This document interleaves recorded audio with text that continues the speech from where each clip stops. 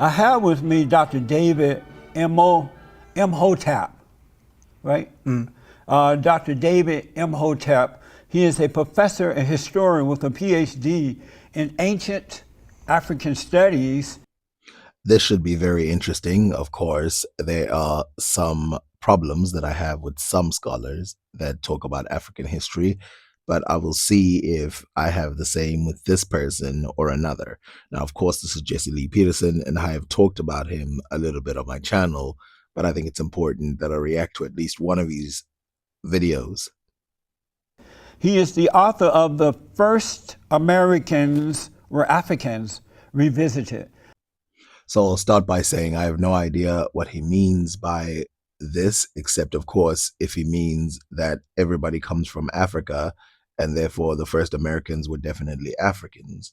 I haven't read his book. I barely know anything about him. I did do a quick Google on him since he's an African scholar. Happy White History Month. July is White History Month. Were you aware of that? No, I was not. Yeah. And are you going to celebrate it with us, White History Month? But of course, I'll be the first one there. Right. So, of course, Jesse Lee Peterson opens up the way he always does with trolling, which that's the weird thing about Jesse Lee Peterson. He's like a charming guy a little bit because of he's, you know, those people who are just self-aware of who they are and then they just bring a certain energy. And I've seen all kinds of people with all kinds of reputation actually enthusiastically show up to his show.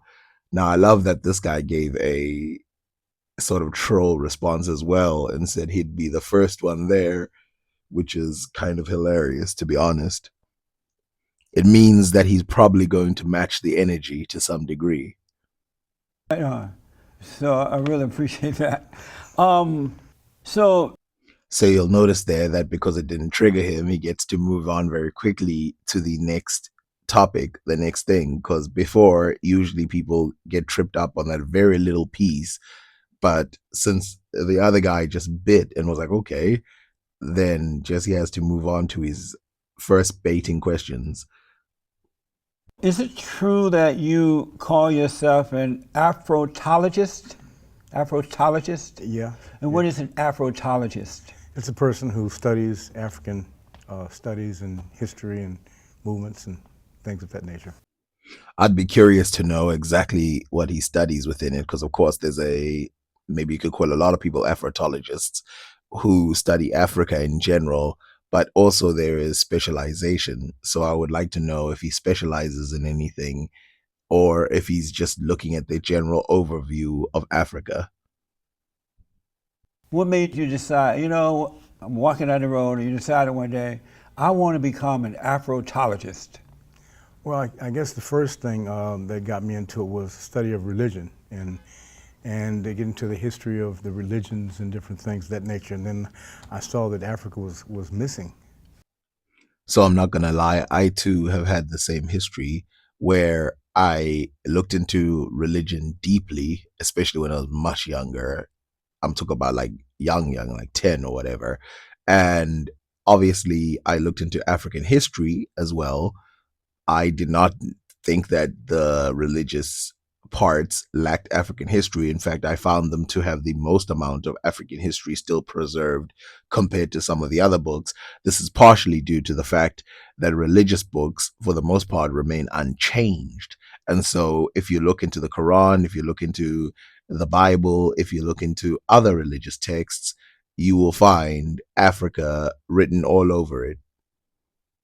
Now, of course, what he probably means is that he was studying religion from a study point of view, which means they're telling you which parts to look up. And if you notice this, a lot of religion they will highlight Europe or they'll highlight the Middle East, depending on which version of the religion you're looking at. Christianity is the example that I'm giving here. But if you look deeper, you will find that there are other places that are mentioned, including places as far as India.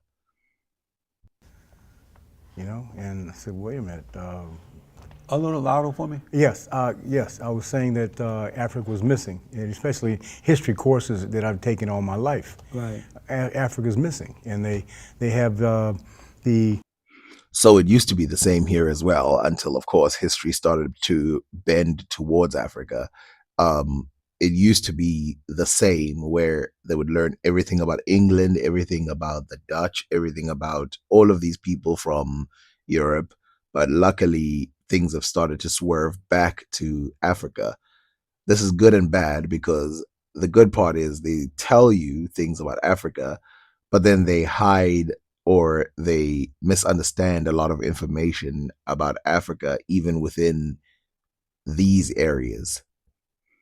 A lot of European history still is inside of the history of Africa. I mean, let's take me for myself. Like we learned about the French Revolution, we learned about America's history, the American Revolution, the gun rights, the Boston Tea Party. We learned about so many things that had to do nothing with Africa. All these, the plague. And that's the funny part. Is like the plague was like an international thing, but all you know about it is the fact that it happened in Europe. The fact that a lot of these diseases that took place in Europe were international diseases is something that you would think people would care about. they have us coming out of Africa as slaves, and that's where they start our history. And nothing can be further from the truth. We go back hundreds of thousands of years. This sums up the cover up that is still talked about today. Any map that shows Africans moving out of Africa, 90% of them will talk about them as slaves. And of course, we know that it goes back way further than that. The Out of Africa movement has been proven over and over again. And of course, Africans definitely weren't slaves back then. And even slaves, I mean, you'll remember there was a video that I watched where there was a guy who was claiming that slavery goes back as far as human beings go, which is absolutely not true. But this idea of mixing or synchronizing Africans with slaves, it's a constant one. And even today, an insult or even a name that some Middle Easterners use for Africans is Abid, which means slave. And yes, there is a mixture in history where Africans start to come out of Africa as slaves. And that is why we need to look deeper into the history and realize, first and foremost, that within our own continent, we were dominant and we were not synonymous with slavery. And then outside of the continent, there were people trading. This is why I always mention China, Australia, Indonesia, and all these other places that we traded far and wide. And when you say they, who are you referring to? The powers that be, the school systems. So this is a typical trap, and of course, he's smart enough not to fall into it. So what he wants him to say is white people, because of course, a lot of people on that side, they want you to view the argument that way so that white people can go, oh, everybody hates us. But in real life, it's got nothing to do with white people. It's got to do with Eurocentric studies or Eurocentric systems that have been set up to put that system above any other. And that is the they. This is true in America and the West. But of course, if you go to the East, there's some structures that are slightly different, in the Middle East especially. Now, Eurocentric ideology, as I mentioned earlier, is above all the world. That is something that everybody knows and everybody should keep in mind. I mean, from Japan to everywhere, you can see that a lot of people still dress like the West. And the reason for this is because the West took over a lot of ideas and then rebranded them as their own. And so black Americans were not added in the history books while you were going through school. Yeah, other than slavery. Oh, okay. Again, it's very important to throw that in there, that every achievement made by black people, including light bulbs and all of that, is not included. You would think it's a very important thing, but slavery is added a lot. Now, people mention all the time that every other race has also been enslaved. Well, so here's the question. Why isn't that highlighted in the history, since slavery people think is such an important thing to add in the history? So why don't they mention that all the time? Clearly, there is a dissociation that they're trying to make. And by the way, when I say white people were kidnapped as slaves, they were kidnapped via the Middle East for hundreds of years in recent memory. And so that's why you got into this. Yes. I read that you were the first person to hold a PhD in ancient African history. And Wait, do they mean the first person in history or do they mean the first person ever? Like, that would be crazy. Like, if he's the first person ever to hold a, I don't think so. But, you know, I'll wait for them to clarify.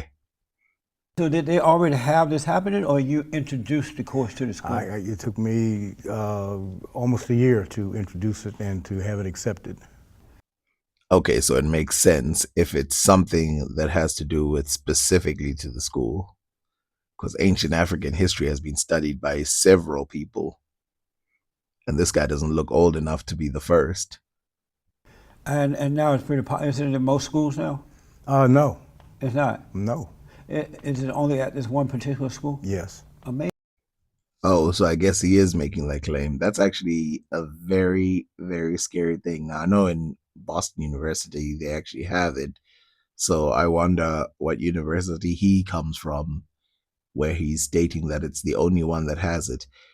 If that's true, that's scary because there's so much information that needs to be shared. And I'll say this again, African history should not just be studied by Black Africans. People from around the world need to know what was happening here in Africa so they can have a clearer view of the world.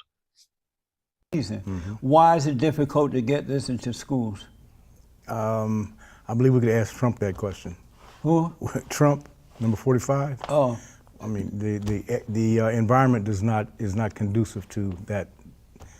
So you heard him say number 45, which means this was his first term when this video first came out. And yes, the structures, the powers, the American government is probably needed to answer this question. And again, the reason why this is important is because science, all of these things, I live in Africa, so I can tell you this. A lot of Africans don't associate these studies with Africa. And this is because they don't understand their own history. And when they don't understand their own history, they start to look at anything that is related to progress through Eurocentric eyes, because that's how the Europeans taught everyone to look at them. So it's like, do you want to get into deeper studies? Do you want to do science? Do you want to do any of those things? Well, those are the things that are usually done by white people. So why are you even bothering with that? Things that they will care about is like, okay, being a lawyer, being a doctor, being a teacher, being stuff like that, because those are put out there as like normal professions. But actual things that change history forever, they don't see it. It's not even in the vision. And the reason is because of this giant structure that has been put in front of us to try and trick us into thinking that these things did not exist. To that realm, and it's suppressed. so you believe that President Trump is holding it back? Oh no, I mean that was a joke, you know what Oh, I'm I saying? see. I was going to say, you it's only that been there, type, you know. yeah, it's that type of thought process. Yes, but Trump is at this moment also participating in getting rid of some of the studies that have to do with African stuff.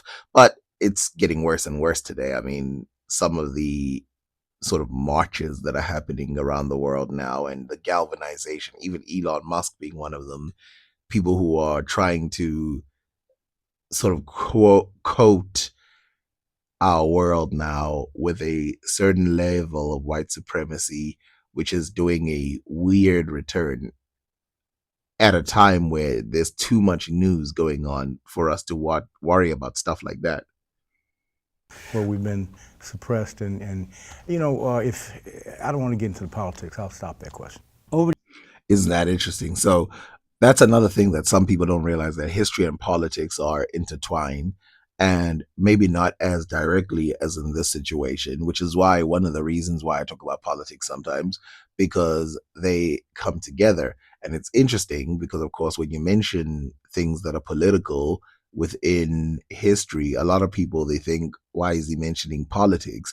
And the reason is because how you govern things is almost everything about history, and which ones you choose and all of that is true. Now, what I try to separate from that is because, there's like a movement now of saying, don't say the word civilization, don't say the word discovered, don't say this word, don't say that word. And in my opinion, it's like, no, I can use these words as long as I clarify what I mean.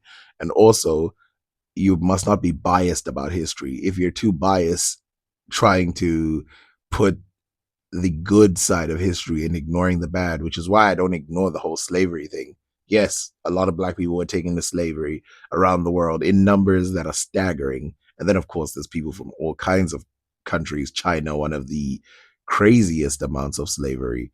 But I take these as they are rather than trying to put my own spin to it, because then there'll be someone who's like me but from a different tribe, different clan, different racial group, different whatever, who has to then come and clean up the mess.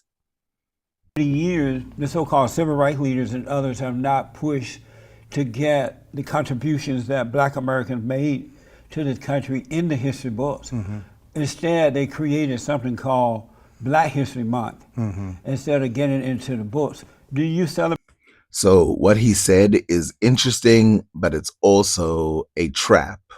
So obviously, what he's talking about is getting rid of Black History Month, which I don't know how well celebrated that is in America. I've definitely seen a lot of people talking about it on TV, but but what he's talking about is weaving it into the general system. So these black people are not celebrated in one month, but instead are celebrated throughout the entire American system. Now, I'll tell you why this is a trap, because there's a lot of people who will then come in and dispute every single contribution of those people. Not only will they dispute the contribution, they'll dispute whether it was a good thing or not. So they'll turn heroes into villains, like some people who are starting to call Martin Luther King a villain, or any of these other people villains, civil rights leaders villains, as he just did.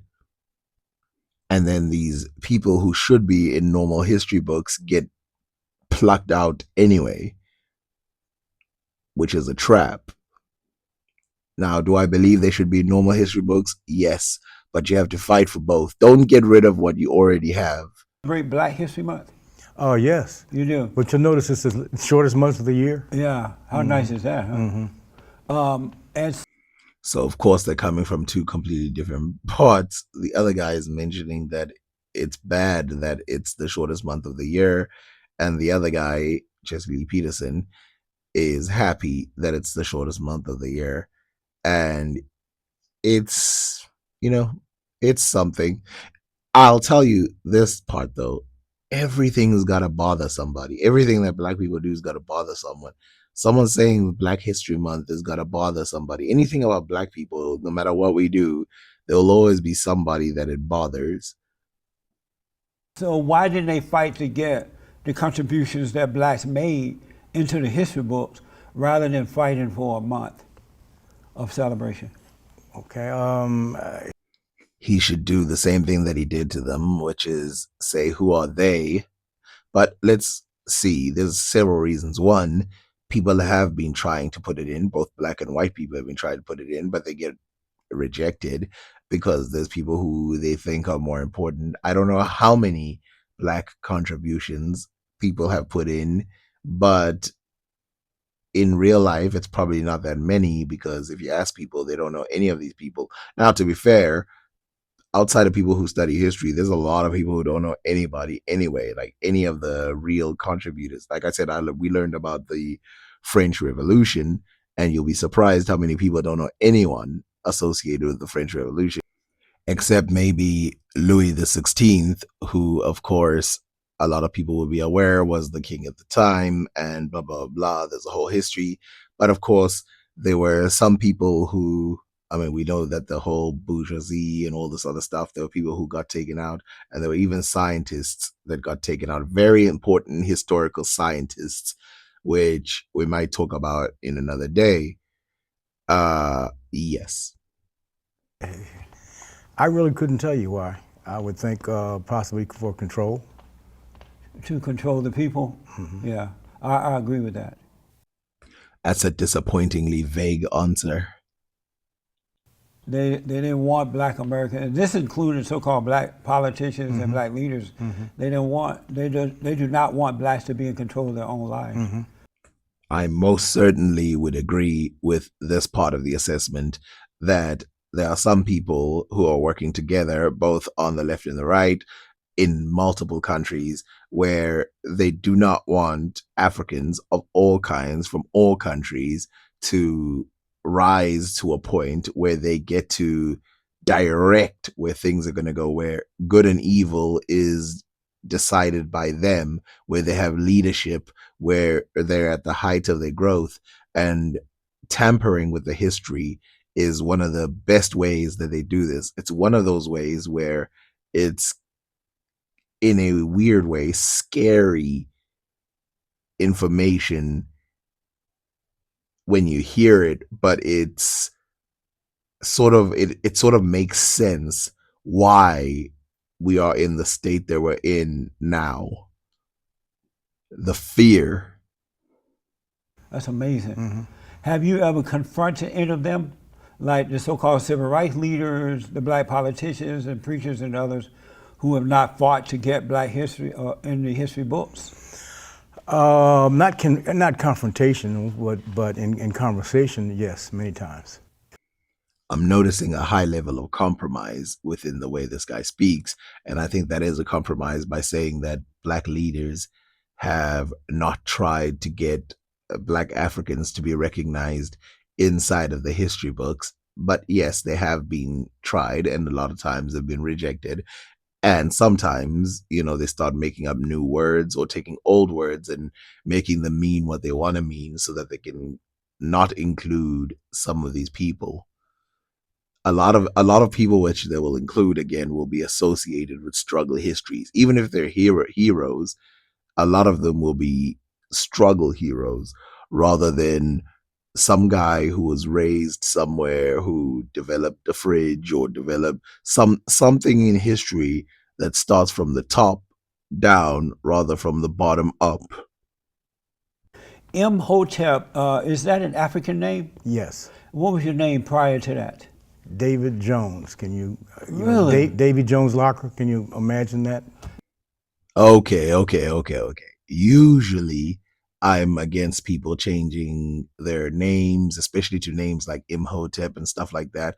Not against it. I'm just not the biggest fan because it has a sense of cosplay. But if your name is David Jones, and the reason why I don't like that whole Imhotep thing is, first of all, a lot of those names are not even being pronounced properly.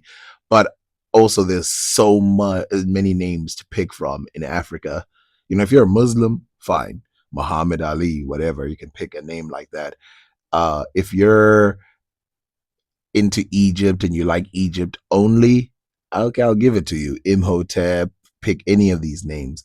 But some people, they like to represent Africa, but then they only pick Egypt, and then they only talk about Egypt, and everything is Egypt. And then it becomes like, this is not African studies. This is not African anything. This is just Egypt. Which, again, this is why there's such a big fight for Egypt. Remember what I talked about. Whenever you have a history of something in Africa, they will fight tooth and nail to keep it out of black hands. So, like I said, every contribution will have some layer of pushback. And this doesn't just go for Egypt. It goes from Ethiopia, Sudan, all of these places. David Jones. That's amazing. Yes. I would have never, if I had to take a guess, Yeah. I would have never called you David Jones. Thank you. I would have never guessed either, but I'm guessing that both that name and surname are so common that a lot of people actually have it. David is a pretty normal name. It's very, very common. And Jones is a very common last name too. So put those two together. But that's a nice name. I have a an uncle-in-law who married one of my Okay. aunts, and his name is David Jones. And so, Wait, there's two things I have to address there. He said he has an uncle who married his aunt. Well, he couldn't have been your uncle if he didn't marry your aunt, or something close to that. But then he says David Jones, he has an uncle called David Jones, which proves what I just said, a very typical name. Okay. that's pretty fitting. What made you get rid of your American name and take on the African name? It's not my name. It was a white slave master who had relations with one of his slaves. So, of course, it's just his opinion that he doesn't want this name. But there is something kind of odd about the fact that Black Americans are so, and this is where I start to talk about this thing. You know how some people say these foreigners from other countries, they need to integrate into the society. And it's so weird how African Americans are so integrated into the society. They have the names, they don't speak any other language, a lot for the most part, um, any of that stuff, but still they're not accepted within the society, which tells you, by the way, that, well, not that they're not accepted in any way, shape, or form, but they still have this level of separation between the greater society, which tells you that there is always going to be a layer of separation, and there's always going to be a layer of, I don't know, just separation where they don't want to integrate to some degree because there's some level of separation. And they took on the name of Jones. Uh, Yeah, in Alabama. are you from Alabama? No. Oh, I see. And so that's why you didn't want that name? Oh, yeah, absolutely. How old This guy loves to clarify things that are very simple. There was no point to any of the questions that he just asked. were you when you changed the name from American name to an African name? Oh, in my 20s. What good did it do you to change your name to an African name? How did it impact your life? Okay, so this is the part where we talk about purpose. So I think this is actually one of the reasons why I'm for people changing their names to an African name or whatever in order to have purpose, which is a lot of time when you ask people, what does your name mean? A lot of people, if they have a name that is interesting or comes from a real background, they will start rattling off a story to you. Having a name that is sort of, I don't know, not interestingly rooted in some real history, it has this thing where it cuts you off as a person, which is why I don't want to use some typical name like Imhotep or something. Whereas you can find African names, and when someone explains, you explain why it is. It's almost like when it comes to tattoos, I kind of prefer tattoos with meanings behind them rather than just putting in whatever, because when there is a story behind something, when there's a history, it forces people to research. And when they research, they will find more and more and more things that will connect them to a certain location, because you have the three: past, present, and future. And the present is purpose. The past is history, which is family. And then the future is your dream. And if you don't have the present, if you don't have one of these three, then you will feel lost. If you don't have the present, if you don't have the connection to a purpose, which comes from the history, then you will find yourself lost. If you don't have family, if you don't have people who you belong to, so I guess the word is belonging there. If you don't have people who you belong to, then you feel like you can do whatever. You can embarrass people, you can do whatever, and there's no consequences because there's no one that you look forward to or look for authority. Now, a dream, you have to sort of separate yourself from other people because your dream is your dream. But without purpose and without family, your dream becomes detached from reality. And so you can have all kinds of dreams that involve destruction. Some people love it, some people don't like it. And how about you? How did it personally impact your It life? gave me, it went along with the pride issue and the historical issue. So it made you feel proud to have an African name? Yes, especially Hotep. He was the one who built and designed and built the first pyramid. So you see already that it's already doing what it's supposed to do. Person is like, what the hell is this name? And then you get to explain, like, yo, he built the first pyramid, designed the first pyramid. And now it's going to be like, wait a minute, did he really? Let me look it up. Wait a minute, how did he do it? Step pyramid, all of this. Wait a minute, this. Wait a minute, that. That's how you get deep into the history. That's a very interesting part, which is why when I was much younger, when I saw Muhammad Ali in my head, I was like, that name sounds like a Middle Eastern name. Let me look it up. And then I realized he must be a Muslim. Then I realized a whole bunch of people who are called Muhammad Ali. Ali, a very powerful name. Muhammad, also a very, very powerful name. And then you realize, okay, so this black guy, he's tying himself to Middle Eastern culture. Why? And then when you go look deep into it, you start to realize that black people have always been tied into the Middle East, but people in other parts of the world, they associate Africans with Christianity. They associate Africans with any other religion besides Islam. And it creates a separation again where Africans didn't play any history outside of just being in a Christian world, and nothing wrong with being in a Christian world, but African history is deeper than that. There's Black Hindu. That's amazing. And It's he a was part your of Egypt. cousin? Sorry? He was related to you? Oh, no. Just the name. It goes around back about 70,000 years ago. Oh, I see. Where they built that first pyramid. So that's that Sneaky Intelligence by Jesse Lee Peterson, where he said he was your cousin, and he said, and then he said, was he related to you? This guy, he knows that there's no way this guy could be related to him, but he's using this as like a way to sort of downplay that reality. So you wrote a book called The First Americans Were Africans, Right. Documented Evidence. What's your proof of that? That is the longest intro I've ever heard to somebody's book ever. And only now is he going to start talking about something very specific, far away from the generic that was already given earlier.